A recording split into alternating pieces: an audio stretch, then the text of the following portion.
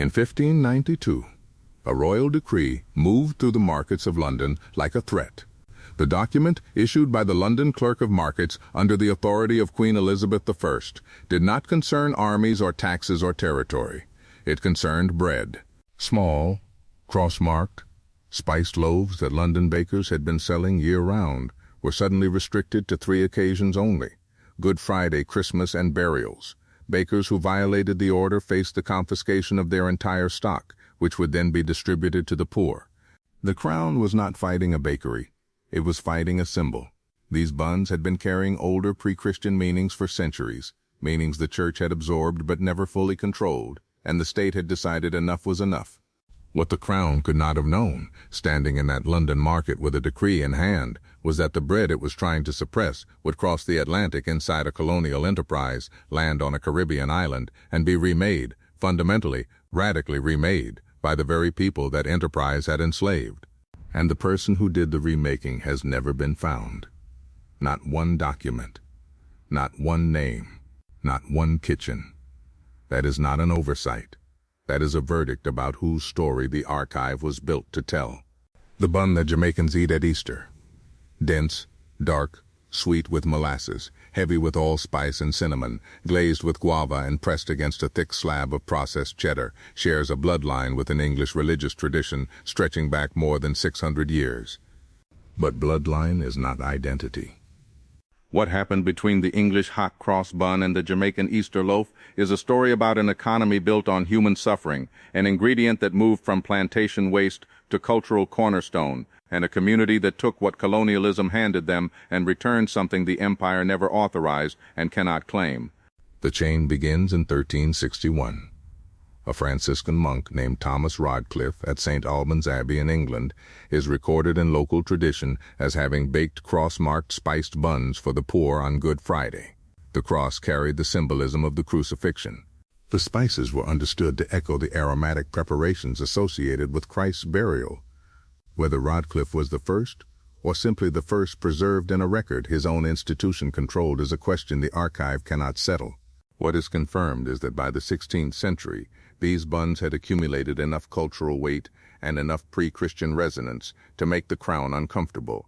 Ancient Greek offerings to Demeter included cross-marked loaves divided into 4 sections. Babylonian ritual food dedicated to Ishtar bore similar markings. The cross had been embedded in bread long before any church put a name to it.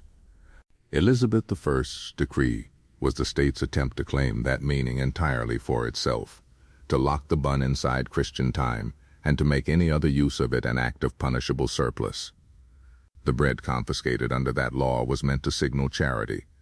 What it revealed instead was which communities had always been expected to receive rather than to create. That expectation sailed to Jamaica with the ships. Britain seized Jamaica from Spain in 1655. The Taino people had already been largely destroyed by Spanish colonization and epidemic disease. What Britain inherited was a plantation economy in formation, and what Britain brought was a full architecture of institutions, legal, religious, commercial, and cultural, designed to consolidate that economy across a captive island. Missionaries came with the military. The Anglican Church established itself across Jamaican parishes. The Christian calendar followed, and with it eventually the Easter bread. There is no single document, no missionary letter, no church record that names the year the hot cross bun arrived in Jamaica or identifies the community that first encountered it. The colonial records from this period were maintained by clergymen whose purpose was conversion and administration, not documentation of what enslaved people cooked or observed in the spaces the church did not fully control. The archive was selective by design. The bun arrived. The archive did not follow it into the yard. Now picture the boiling house, not as history from a distance, as the present. It is the middle of the 18th century, and you are standing inside a Jamaican sugar estate's processing building on a full harvest day. The heat reaches you before you reach the door. Inside, the air is so thick with steam and the sharp fermented sweetness of reducing cane juice that your first breath feels like swallowing something warm and brown. Copper vats, some nearly as tall as a man, sit directly over stone furnaces built into the floor. The fires beneath them fed and managed by enslaved workers who have been at this since before the sun came up. The cane juice has been moving through successive boiling stations for hours, each vat hotter than the one before it, each reduction bringing the liquid closer to crystal. The workers move through the heat with long-handled copper skimmers, pulling the gray foam from the surface in long practice strokes, watching the color, watching the consistency, reading the liquid the way a person reads something they have had no choice but to learn perfectly. The timing is everything. A miscalculation at any one of these vats means a ruined batch or a burn that does not heal cleanly, which the plantation records will note only as a loss of productivity. The noise is constant. Fire and liquid and metal, and the low sound of people working at the edge of what a body can sustain. At the base of the tall curing cisterns, molasses drains slowly downward through wooden spigots into collection vessels on the floor. It is dark, it is bitter. It is thick enough to coat a finger and stay there. To the estate's ledgers, molasses is residue, a low-grade byproduct to be sold cheap, traded in bulk, or left to accumulate. To the people in that heat, molasses is what is available. And in a plantation economy, engineered to give you as little as possible, available is the beginning of everything. This is the moment the history books have never been able to locate. Somewhere between that boiling house and an Easter season, through some transaction of necessity and knowledge and accumulated practice that no document was designed to record, molasses entered the Easter bread. We do not know when. We do not know in which parish or which village or which kitchen. We do not know whether it was a woman baking in the yard of a free village, a cook working in the great house kitchen, a market baker in a Jamaican town in the years after emancipation, or some combination of hands across more than one generation. What we know is the result. A small, round English bun, made to be held in one hand and eaten in the street, became a dense rectangular loaf built to be sliced and shared across a table. Allspice growing across Jamaica long before the British arrived and already at the center of Jamaican cooking went into the dough. Dried fruits went in for sweetness and body, cinnamon, nutmeg, browning. The finished loaf was glazed in guava jam, giving it a dark, shining surface the English original never possessed. The bread that emerged from that process was not a Jamaican variation on an English theme. It was a new object entirely. It carried a colonial ancestor the way a person carries a scar. Present, undeniable, but no longer the defining thing. Think about what that substitution actually required. Whoever made it had to understand the English original well enough to know what it was trying to be. They had to recognize what was available to them and understand what it could do. They had to be willing to make something that did not look like the model they had been handed and then offer it in a context where deviation from colonial norms carried real risk as the version their community would recognize as their own.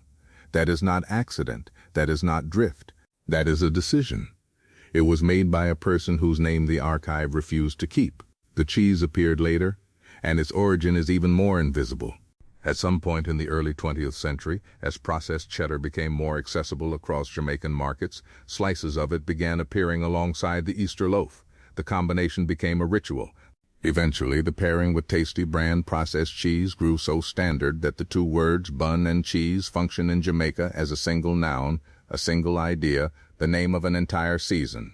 No food historian has identified the first pairing. No recipe book, no newspaper column, no church bulletin captures the moment. A sweet, spiced, molasses dark loaf against salty processed cheddar, a combination that should not work and does, completely, because it was not designed. It was discovered by a community feeding itself, and then passed forward without documentation, without attribution, and without apology. Now shift to the market town. It is 1840, 2 years past the formal end of the apprenticeship period, and legal emancipation has become real. It is the week before Easter, in a Jamaican parish town, and the market is moving with intention. Women move through the lanes, carrying wrapped loaves on cloth-covered trays, balanced at the hip. The smell is warm and specific. Baking spice, dried fruit, the faint sweetness of guava glaze cooling in the air. Families stopping at stalls are not just buying bread.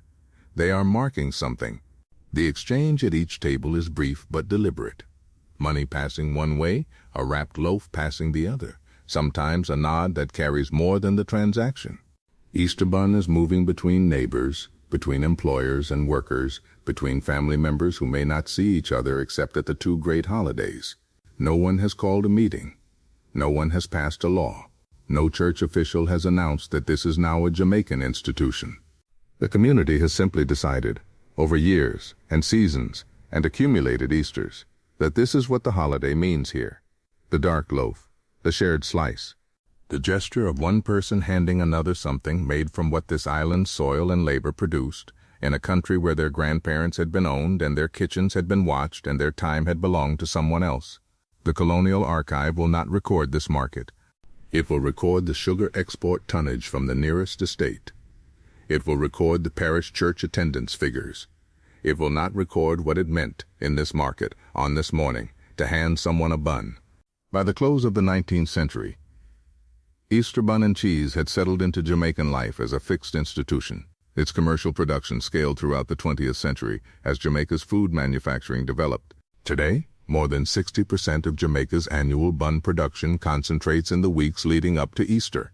Golden Crust, which grew from a family bakery founded in 1949 in Jamaica before expanding to the Bronx, produces more than 160,000 buns annually for the Easter season. The tradition has traveled with every wave of Jamaican migration to the United Kingdom, the United States, Canada, and across the Caribbean. Jamaicans in Birmingham and Brooklyn and Toronto eat it in apartments where no yard connects them to the parish. The recipe came from, they eat it because someone in their family insisted, and that insistence is itself the archive that the colonial record refused to maintain. Meanwhile, in England, the hot cross bun has largely retreated into commercial seasonality, a supermarket product available for a few weeks in spring, shorn of almost everything that once made it worth legally suppressing. The bread the empire tried to contain, codify, and distribute on its own terms became a quarterly grocery item. The bread it carried to Jamaica and never thought to study became something a diaspora uses to locate itself in time and place and belonging. The mystery thread holds. No name has been recovered. No kitchen has been identified. No document names the baker who first put molasses where honey had been, who reformed the round bun into a loaf built for sharing, who added the spices from the same island the empire was mining for everything else it needed. That person worked inside a system that was not designed to remember them. They left behind something that outlasted every institution that tried to erase them, and they left it anonymous, uncompensated, and permanent. So here is the question, and this one should split the room directly down the middle. Was rebuilding the colonizer's Easter bread into something the colonizer no longer recognizes a form of cultural resistance?